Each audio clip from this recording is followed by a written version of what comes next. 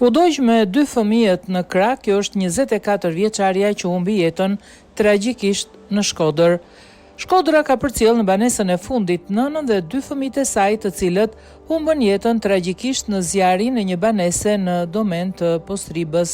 Bleona Çelaj, 24 vjeç, dhe 2 fëmijët e saj të mitur, Amari 3 vjeç dhe Anuari 1 vjeç, të cilët humbën jetën në zjarrin tragjik të së mërkurës në fshatin Domen të njësisë administrative Postrib, u përcollën për në banesën e fundit. Sipas njoftimit të familjarëve, ceremonia martore u zhvillua ditën e sotme në 30 korrik në orën 15, ndërsa varrimi është bërë në varrezat e domit.